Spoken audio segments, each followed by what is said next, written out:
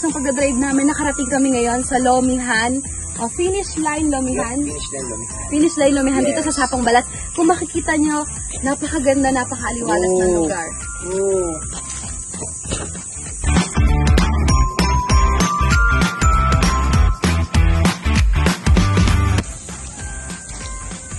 At ngayon, makikita natin kung nasaan yung dining area nila o yung receiving area nila. So dito, makikita nyo na napakalinis talaga. Tapos kung titignan nyo yung mga designs nila dito, tara!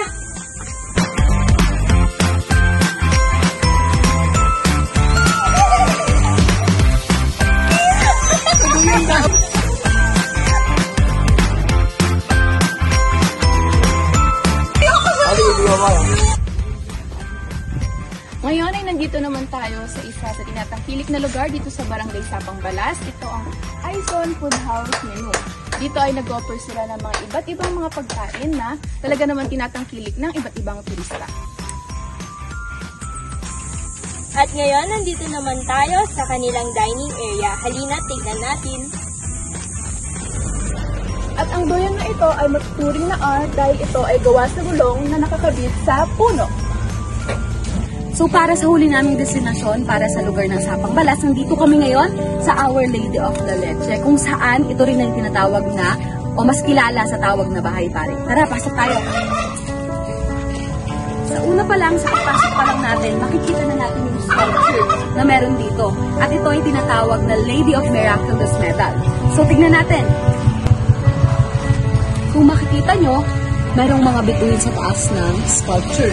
At kung papansin niyo din, napakulido ng pagkakagawa ng mga ito. At isa pa sa highlight ng lugar na ito ay ang bahay. O yung bahay pare. Kung saan makikita ninyo na ito ay nagawa noong 1921 o nabuo na noong 1998. At ito ay kinonceptualize or in architecture ni Father Bamba. Kaya tingnan natin.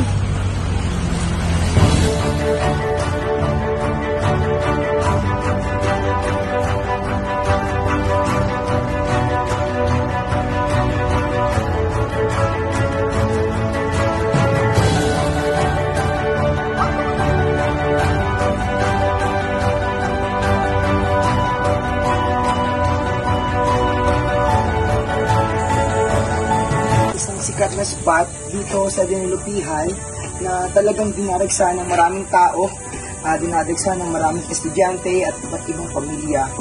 Kasi tingnan mo naman yung view natin, talagang napakalma sa mata at talagang gaganahan kang kumain dito. Saka matatawag mo talaga ito na art partner kasi tingnan mo, nakikita natin yung tanawin, yung mga design na ginawa nila. So, napaka-pleasant sa mata, kaya napakasarap kumain dito.